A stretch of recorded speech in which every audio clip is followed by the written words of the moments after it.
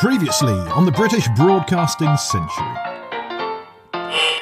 We've told the full tale of how the BBC came into being. We started with Hertz and Marconi, we sailed with Reginald Fessenden and his first entertainment show, we crossed the Atlantic with the voice of Bill Ditcham and travelled with him and Captain Round to Chelmsford, where they read railway timetables, introduced news, then music to the airwaves, and launched Dame Nellie Melba to the world 100 years before our Melba episode. We heard how radio was too successful in Britain, so was banned, but came back under a wild, rebellious broadcasting boffin, Captain Peter Eckersley. His rivalry with Marconi publicity boss Arthur Burrows sparked two radio stations into being in London and Essex, and it grew from there, dozens of radio stations wanting in, until the government decided on one British Broadcasting Company.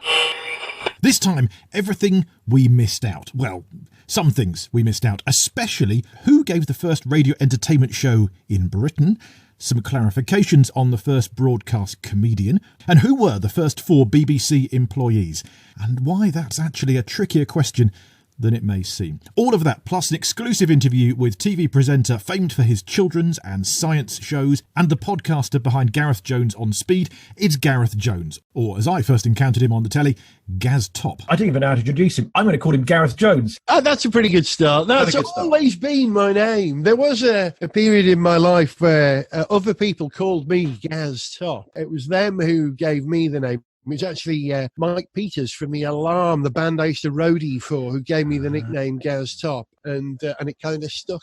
I had to steeg back to Gareth Jones via Gareth Gaz Top Jones. Nice. That's all to come here on the last episode of Season 1 of the British Broadcasting Century.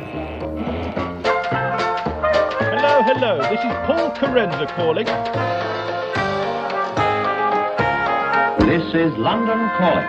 So hello, happy new era. I hope you're doing okay in all of this life, the universe and everything. As I record this, it's lockdown 3. This time it's personal and a little tiring. This podcast started actually in lockdown 1, which was in 2020 springtime. And now we're in lockdown 3. Here we are. So I'm currently recording this with 2 different classrooms on in my home at the same time. My wife is working at the hospital and I am busy doing creative-y things. Lots of things to do with the BBC, as well as here talking to you about the history of the old BBC. I'm writing a CBBC episode of a sitcom called Andy and the Band. I'm enjoying a BBC One sitcom that I've helped write, the currently ironically named Not Going Out. I've been doing a bit of Radio 4, the Sunday programme for them, and some Radio 2 Pause for Thoughts on the way as well. So plenty of real life beebness, while here we delve into how we got to this point. So the most recent episode here was the Christmas episode, our Christmas special.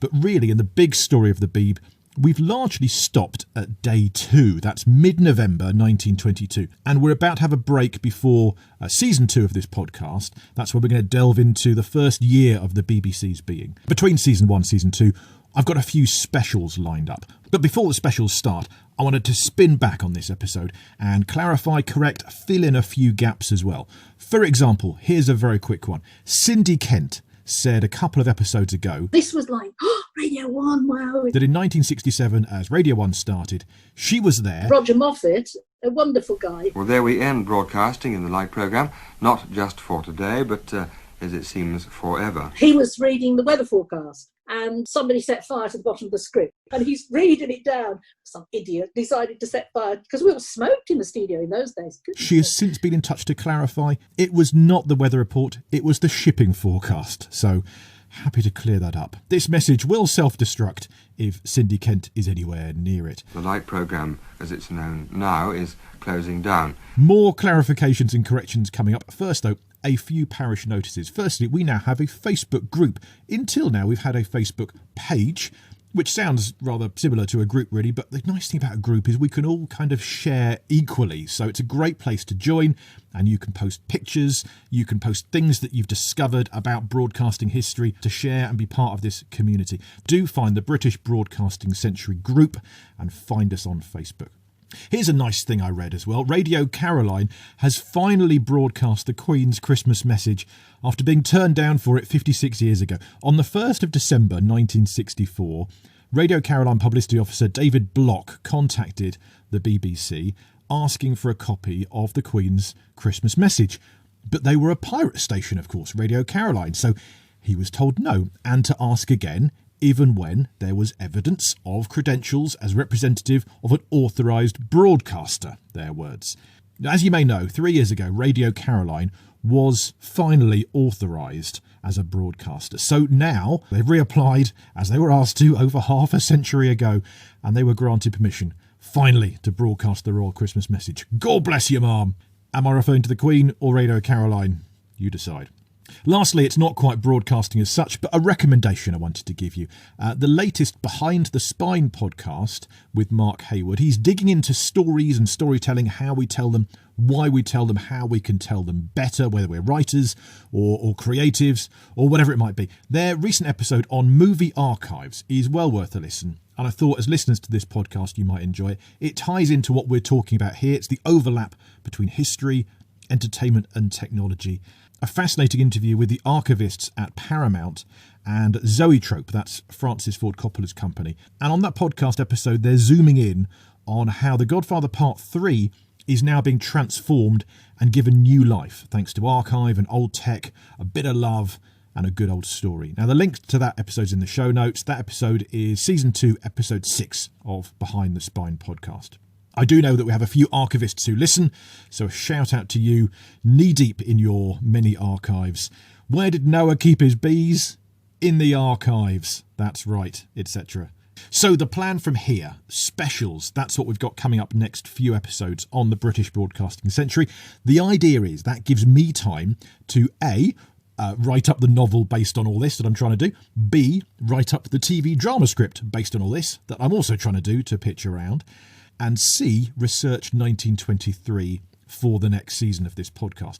I do know a lot already about 1923, that first year of the BBC's existence, but I've got a good 20 to 30 broadcasting history books to read before I dare presume to bring you season 2. I want to get it exactly right. I want to cover that first year of the Beeb, and I want to avoid an episode like this, the loose ends episode, where I've got to tie up things, clarify things, and go over things that I've just discovered at the end of it all. So in these specials between season 1 and season 2, we've got a couple of episodes that give you a whole load more about Captain Round and Percy Edgar. Now, these are two pioneers we've mentioned before on the podcast. The first special should be arriving February 2021, and those specials should get us to Easter, so season 2 should kick in around late spring, let's say.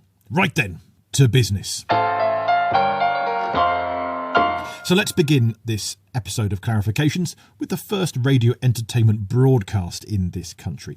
We know that Reginald Fessenden did globally the first radio entertainment broadcast, 1906, an impromptu Christmas broadcast for ships, very brief, rather primitive, but with a song or two and a reading, so it was entertainment and it was broadcasting. But what of the first British radio entertainment broadcast? Well, we don't have to wait for Eckersley in 1920.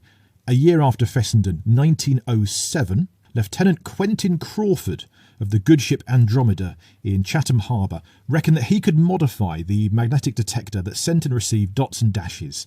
With the Admiralty's permission, he gave it a go, and there was a short concert of voice from on board the Andromeda. Other ships nearby did manage to hear him sing. Crauford sang God Save the King, then Rule Britannia, then Trafalgar Day. It's like last night at the proms, isn't it? Well, first night, very much the first night of anything. Then on the Mississippi shore, there is a tavern in the town. And a few more songs. 3 blind mice. Lieutenant Crauford did say later, "The Admiralty didn't want the general public to know of the invention. I was not allowed to say a word about it. They thought it could be adapted with great profit for use in submarines." That's all according to Leslie Bailey in his BBC scrapbook.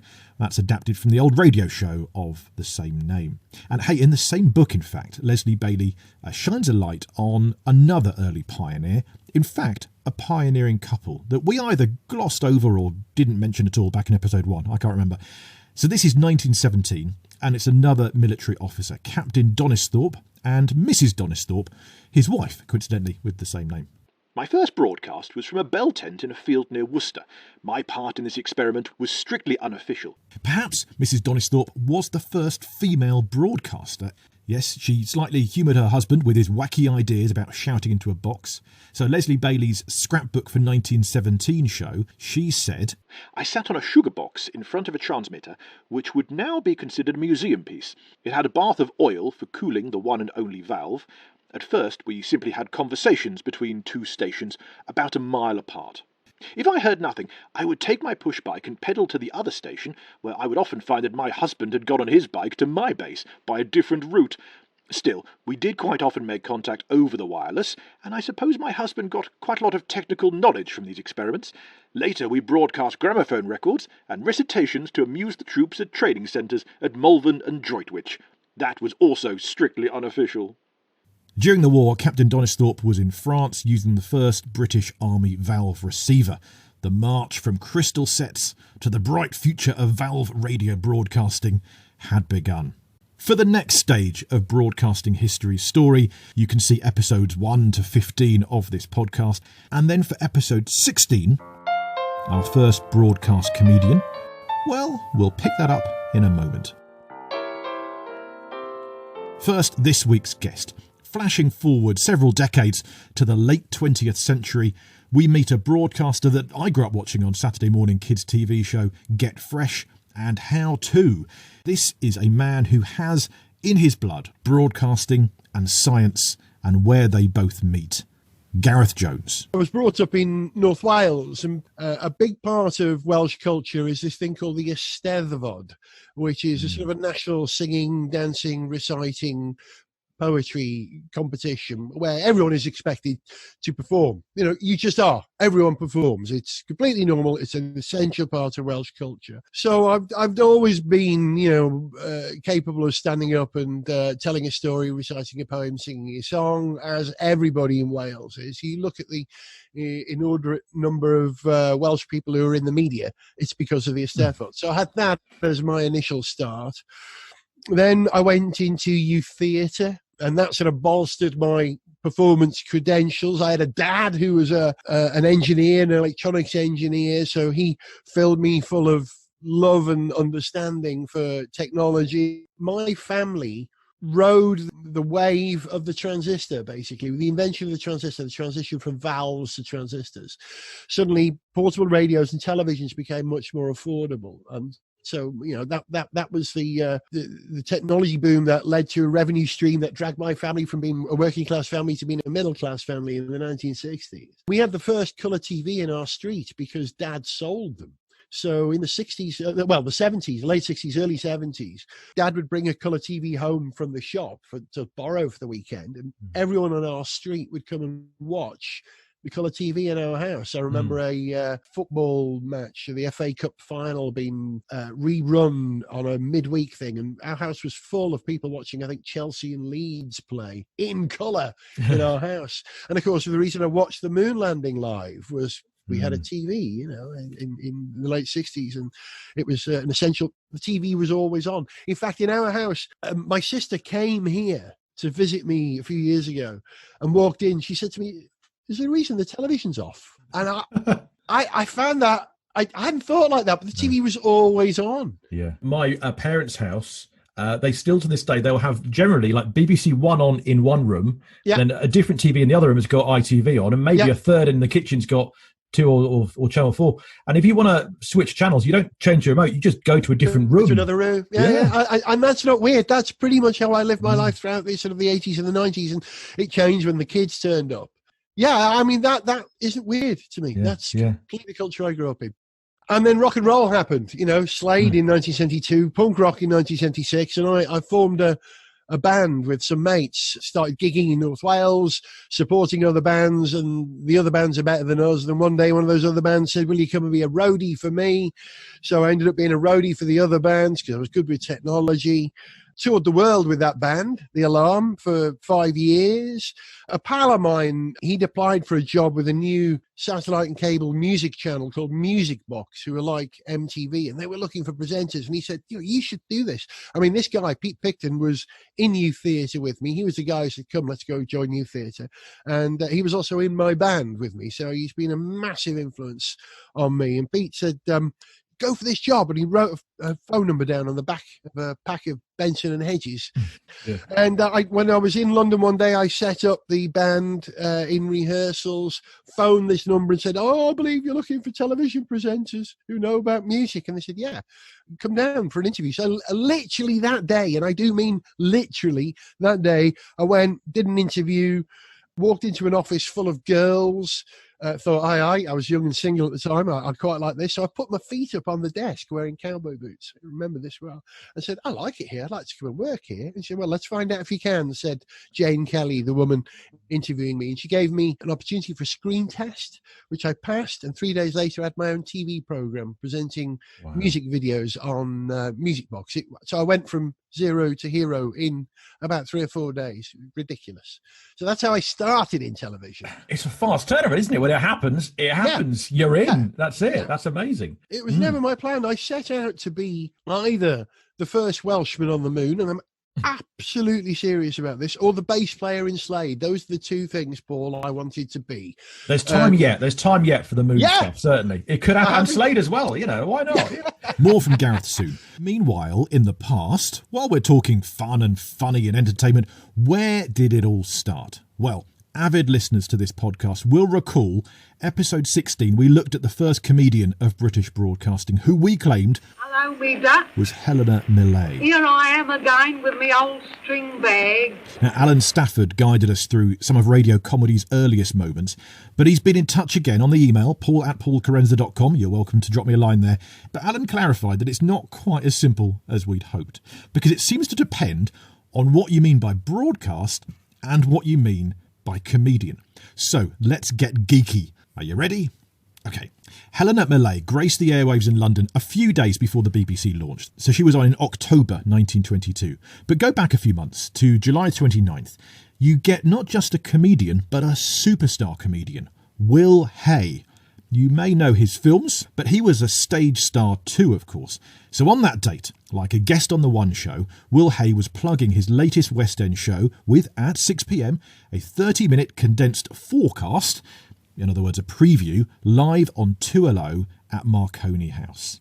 What makes this all the more worthy of mention is that Will Hay's play for the stage was called Listening In. So this is a West End play that's all about this broadcasting craze. A musical burlesque in 15 radio calls.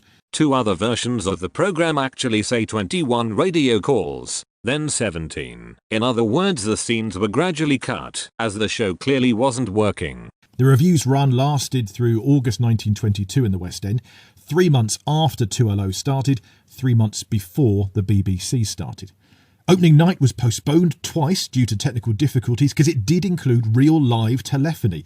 Those experimental broadcasts that Arthur Burrows and 2LO were doing at the time were actually being used in this stage show. The programme does mention that kit was kindly lent by Marconi's.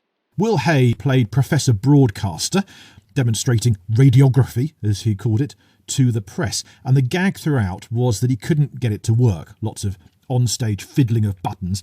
There was a giant aerial on stage emitting random sparks of fire, flames over 2 feet long, before at the end the apparatus explodes and Professor Broadcaster, played by Will Hay, is blown to bits. Arthur Burrows had had similar but not so fatal problems, including tech failing in front of the world's press. You could see episode 5 of the podcast for details of that.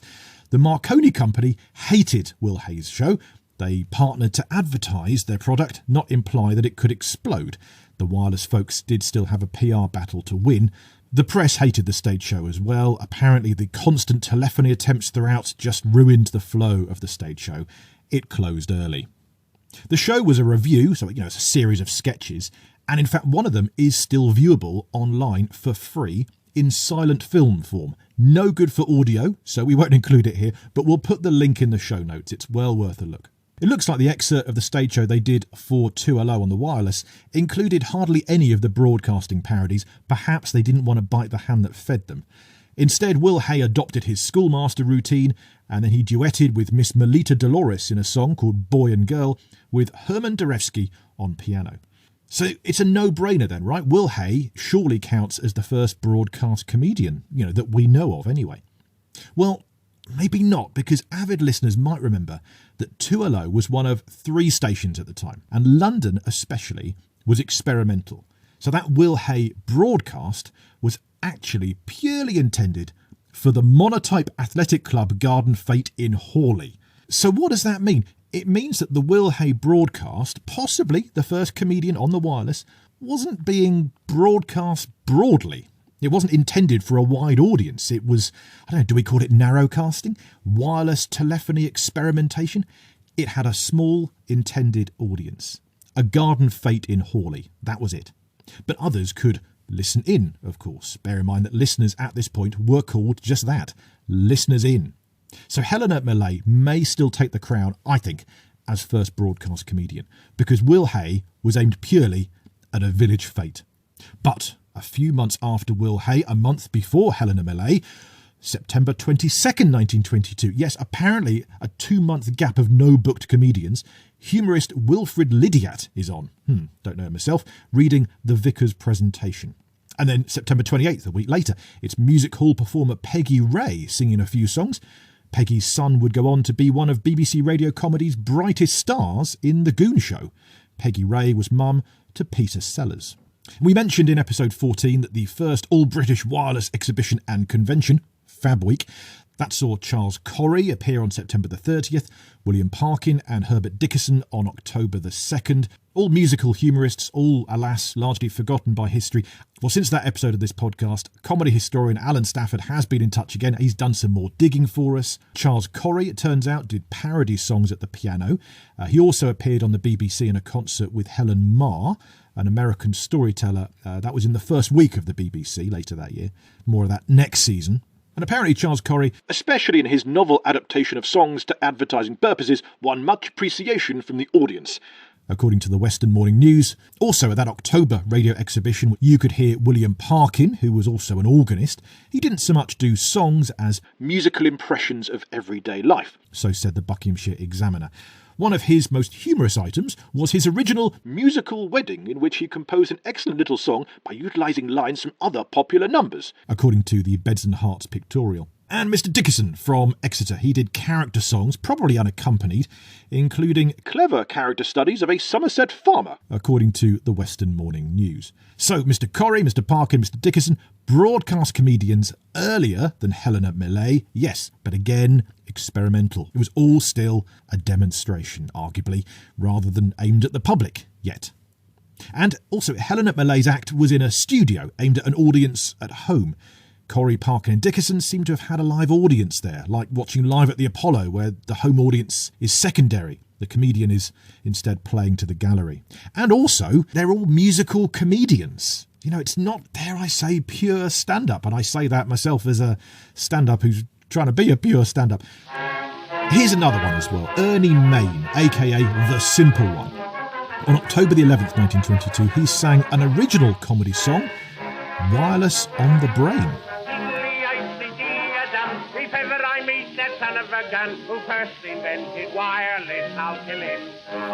This recorded version is from 1923, but his original, again, wasn't aimed at a wide listenership. Broadcast for a private audience. In this case, it was the Girls' Friendly Society Fete. Oh, hello. The wireless sets and what a wreck I feel. We have a blooming opera now with every blinking wheel. My wife Jane, she's got wireless on the brain. Like Will Hay's routine, this song is rather sniffy about wireless. Burroughs, the publicist, had a job on his hands convincing listeners that wireless was a good thing.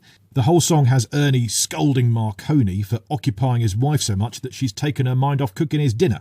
An early indicator that women were tuning in a good deal more than perhaps was to be expected. Female listenership to the early BBC was huge. Of course, Ernie Mayne had a reason to be sceptical about the wireless. As a stage star, would wireless radio be the death of music hall? Yes, I'm afraid so, Ernie. You were right to be concerned. And trust me, I'm recording this while my kids are both using Wi-Fi to access their school classrooms right now, so here, everything is wireless in our house. Wireless in our house. Our wireless dog keeps barking outside on his wireless chain. And upstairs in the attic, they've had wireless twins again. Oh, my wife, Jane, she's got wireless on the brain. While she's taking messages, I send SOS messages. So I'm still plumping for Helena Millais as our first broadcast comedian. Why? Well, her act, like Ernie's, was written specially for radio. Ernie was musical, Helena was too, just wasn't musical. And it was for a proper broadcast public. So I think Helena Millais, as our Lizzie, deserves a place in the history books. But then again, they all do. So long, Dutch. Be good, and if you can't, mind no one sees you. As for the first entertainer on the BBC, Billy Beer, we'll get to him next season when we look at the first year of the BBC's being. So that's British broadcasting's first comedian, nearly not quite taken care of.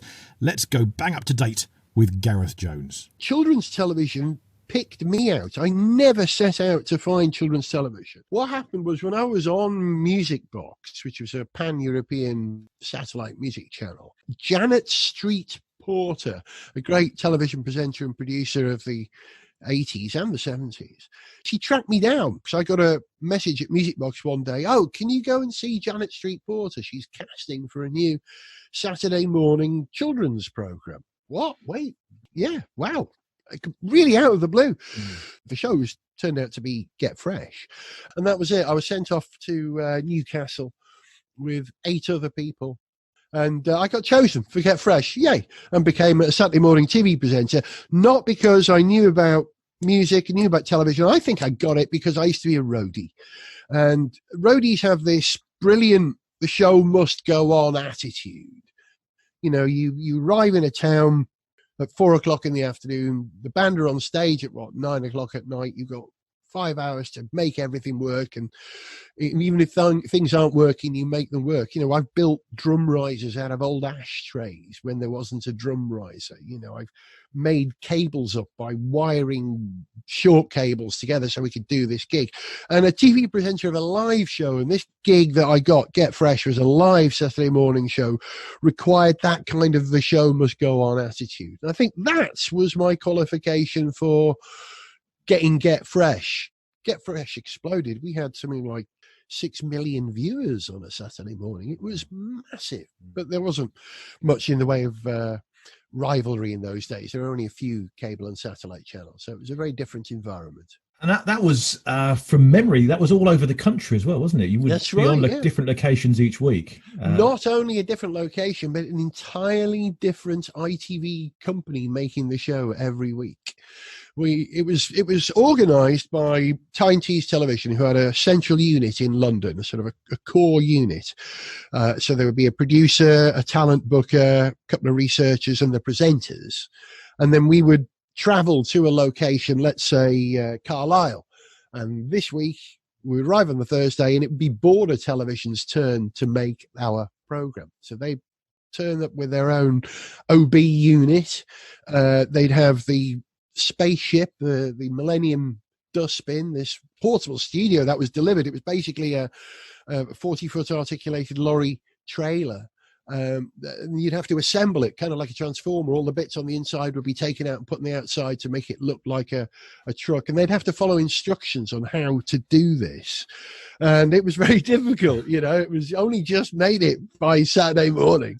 And then next week it would be, I don't know, TSW's turn to make it, or Scottish, or Grampian, or Ulster, or HTV West, or HTV Wales, or TVS, or TSW. You know, Anglia. We went round all the little companies, none of the big five. So it wasn't Granada, it wasn't London Weekend, it wasn't Thames, it wasn't Central, and it wasn't Yorkshire Television, the big five in those days.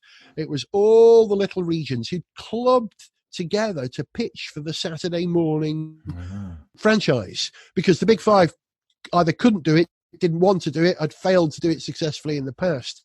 There'd been a number of failed Saturday morning shows before Get Fresh emerged. I think the most famous of which was The Mersey Pirate, which was made by Granada Television in Liverpool, presented by Billy Butler, MBE, yes, Butler's eldest. Yeah. And there were other shows like the Saturday Banana, and none of these had really done well, and they'd all thought, we can't make Saturday morning television. So they gave up and said to the little regionals, do you want to have a go? So they said, well, let's make something that we can all have a go at doing and sharing it between us. So it's kind of an almost neo-communist, semi-socialist conglomerate of people making Get Fresh, which was fantastic. It was a joy to be involved. Gareth Jones on the different ITV companies that made one show, a far cry from the early radio that started British broadcasting. But I think it's worth remembering that the British broadcasting story does not stop at the BBC. We will get to ITV and commercial TV and commercial radio and pirate radio, and I don't know if we'll get as far as Netflix. That'll be 1,000 episodes time yet. But for now, I thought it'd be nice to have Gareth on this episode, a 21st century broadcaster born out of ITV in the regions, alongside those BBC and radiophonic origins. It's all just ancestors and descendants. That sounds a mix of, I don't know about anarchic as such, but yeah, anti something. It's anti the mainstream in a way, isn't it? It was, yeah. I think that's absolutely right. It was, we'll do our thing. We don't care what we haven't been given a brief. We've been given an opportunity. The best thing that ever happened to me on Get Fresh was Gilbert the Alien, who joined us on the second season. We had a new producer, Mike Forte, and he said to me, "What should we do?" I said, "Well, it's a spaceship. We should have an alien on board." "Oh, yeah, let's have an alien," he said. So he commissioned Fluck and Law, the people who made the puppets for Spitting Image, to build a puppet, classic children's TV cost-cutting. This puppet was made of used spare bits of other puppet molds in Spitting Image. Wow. The lips, Gilbert's lips, were Ringo Starr. Do you remember that the body was a germ? They created a germ, a kind of a virus, but that was Janet Street Porter. That was how they did Janet Street Porter and Spitting Image, and it was a tremendous irony that it was this same body became the body of Gilbert for Get Fresh, a series produced by Janet Street Porter, absolutely intentionally. Fluck and Law knew what they were doing. So Gilbert was a bit, an amalgam of bits, and his personality grew out of the performance that Phil Cornwell did as Gilbert's voice. Gilbert was two people. There was a puppeteer and a separate voice artist. And that's what gave Gilbert this kind of out of control, split personality kind of essence, I suppose.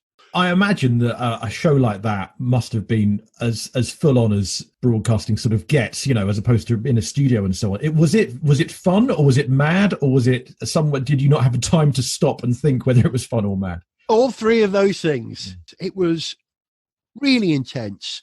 We'd arrive Thursday afternoon, we'd walk around this enormous location setting. We'd be struggling with little ITV companies trying to make the technology work. Some of them didn't even have an outside broadcast scanner. Some had a porter cabin and two 2-inch VT machines that they'd brought from their edit suites. And sorry, not 2-inch, 1-inch. That was an exaggeration. Not even Betacam. These are 1-inch reel-to-reel tape machines. And we had talkback systems which barely ever worked. We had receivers, radio receivers, the size of a flipping suitcase. I'm looking for something around me, a shoebox that I would have strapped to my back, because they didn't have little micron radio transmitter receivers, and they would break up all the time. We could never work out whether I could have switched talkback or open talkback. So I just had open talkback, this constant conversation in my ear of four people constantly whilst I was broadcasting, and Gilbert in the other ear, and trying to make sense of what I'm saying. So it was chaos from the Thursday. And then we went live. We had a long day's rehearsals on Friday with half the guests never managing to get there. So you'd have to imagine what might happen. Then you go live Saturday morning. Of course, it was raining. Of course, 2 of the 5 cameras had broken down. It was make it up as you go along a lot of the time. You watch back any episodes of Get Fresh, and there are some episodes available on YouTube, and my website I've actually got the entire last episode ever of Get Fresh, August 1988. You can watch that on my website. You look, things break down even on the last show. It's raining even on the last show. It's chaos, and that was the joy of it. It was like rock and roll for me. It wasn't alien, pun intended, in any way. It felt like the chaos of rock and roll, and I thrived on that. When things went wrong, cut to Gaz, and I'd have to do something. And I'm brilliant. Thank you for the opportunity. I'm more than happy. As you can tell, I can talk. Now, over on social media, don't forget you can find our British Broadcasting Century page on Facebook and our brand new British Broadcasting Century group. Do join both. On the group, folks are sharing pictures, snippets and finding out about radio's golden age. One last clarification for this Loose Ends episode. The first 4 employees of the BBC. I mentioned last episode in the Christmas special that the spark for me, what really got me enthused about the whole broadcasting story to begin with, was hearing that the BBC started with 4 employees but 30,000 listeners. And I wanted to know the story of those 4 employees. But who were those 4? Well, like the tale of the first comedian, it's not as simple as you'd hope. Now, apologies, this may get name heavy fairly quickly, so feel free to either skip past it if it's too geeky, or if it's not geeky enough, do take notes if you want to discover who were the first employees of the BBC. Burrows is definitely in the first 4. He's the first voice, the first director of programmes. Arthur Burrows is 100% one of the first 4 BBC staff members. But the others? Well, originally I thought of those employees as the first 4 jobs advertised. In other words, Director of Programmes, Arthur Burrows. Secretary, Major P.F. Anderson. General Manager, John Reith. Chief Engineer, eventually Peter Eckersley, though actually he's not employed until February. And then again, in Burrows' 1924 book, he says, the initial appointments to HQ staff were General Manager, John Reith, Secretary, Major P.F. Anderson, Cecil Lewis, Deputy Director of Programmes, Stanton Jeffries, London Station Director, then Musical Director. Oh, and himself, Arthur Burrows. So that's 5. Plus, I read that Rex Palmer, announcer and successor to Stanton Jeffries as London Station Director. Rex Palmer was described in 1929's Evening News as one of the original 5 members of the BBC. Except that Burrows has Reith, Anderson, Lewis, Jeffries and himself, Burrows, as the first 5. But that Evening News article also says Rex Palmer was the first announcer, when actually I think Burrows was, and the first director of 2LO, well, that was Stanton Jeffries, I think. And the article says he was the first person to book artists, again, Burrows, surely, although arguably by the time the BBC started, maybe it was Rex Palmer. And that Rex Palmer was the first BBC employee to be hired by Reith in November 1922. So says the article, even though Reith wasn't actually interviewed for the job until December. So I don't know how he can employ people in November. So Evening News, I have questions. And elsewhere, I've heard that Rex Palmer was the 6th staff member. But also elsewhere, I've read that the 6th was actually Reith hiring Isabel Shields as personal secretary to Mr. Reith, because he didn't like Major Anderson. So that's 7-ish of the first employees. But I'm also reading at the minute the 1938 Reith biography by Gary Allegan, and he sees the first 4 employees rather differently. He refers to what Reith called, please forgive any insensitivity in the historical quote, the 4 BBC Aboriginals, who were there at the very start, before any appointments were even made. When the BBC came into being, November the 14th, 1922, some were with the old companies who automatically transferred. Arthur Burrows and Stanton Jeffries were running 2LO employed by Marconi's, before they were appointed BBC Director of Programmes and Musical Director. Cecil Lewis was running 2ZY Manchester employed by Metrovic, before he was appointed Deputy Director of Programmes. Percy Edgar was running 5IT Birmingham employed by Western Electric. 4 immediate staff members when the BBC came into being. Now I realise, apologies, I've gone down the rabbit hole on this. Perhaps it's needless detail, but surely a big beast like the BBC deserves knowing who its founding fathers were. I mean, Mount Rushmore had 4 faces on. Who are the BBCs? So, compiling all this together, I think the first employees: Burrows, Jeffries, Anderson the secretary, Reith the big boss, who didn't start till Christmas, Lewis in Manchester in November, who then came to London as Deputy Director of Programmes in December, Percy Edgar in Birmingham, Rex Palmer, Isabel Shields, Peter Eckersley, but probably after a good few others were hired in January. That's 9-ish. And of those, here is Cecil Lewis. Reduce the staff of the BBC to 4 people today and say, put on a programme, you see. What happens? Nobody knows what to do. You know, you finish sorting through the letters at 5 o'clock and you clap on your hat and run down the road to get to the studio, which is in the Gaiety Theatre, get in the lift and go up, open the mic, and you're in the children's hour. What do? You improvise. Nobody knows what to do, you know. So we make it all up.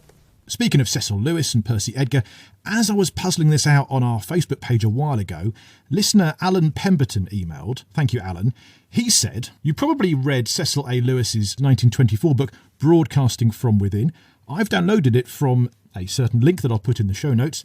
Lewis agrees with Arthur Burrows about the first 5 employees and has this to say about Percy Edgar. I cannot remember if Percy Edgar arrived at Birmingham before the BBC took it on, or after, but it does not matter. Now, that email, in fact, Alan, thank you, led me to look into Percy Edgar, and that helped me discover that his grandson, David Edgar, is a playwright that I was familiar with. So I dropped David a line, and that's how we've got David Edgar on this podcast in a few episodes' time with a special reading his grandfather's memoirs. All thanks to your email, Alan Pemberton. So if you think about getting in touch with the podcast, please do, because you never know what it will prompt. So that's Percy Edgar, second voice of the BBC, as heard through his grandson. That memoir will be on a special episode in a couple of months' time. Before that, we've got another grandson of a pioneer offering us an exclusive. David Jervis is grandson to Captain Henry J. Round, and David has unearthed a recording of Captain Round's acceptance speech at a ceremony in his honour. It's a huge recording. It's a long one.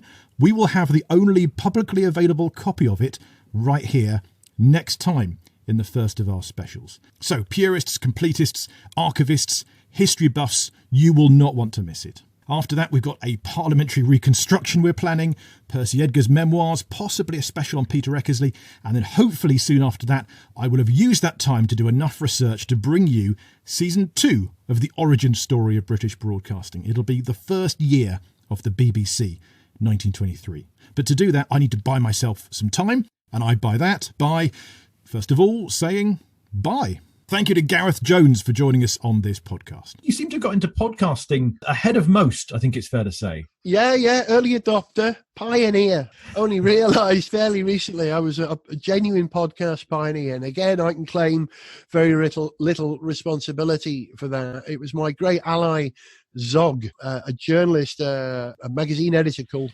Paul Ireson. That's his real name, but we've always called him Zog.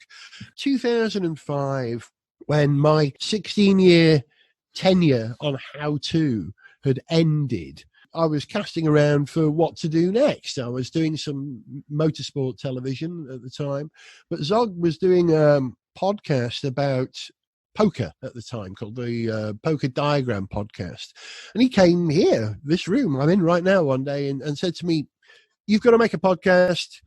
You should call it Gareth Jones on Speed, and it should be about cars." And my partner, Violet, said, "Great, do that. Do it. Podcasting is the new thing." I said, "What's a podcast?"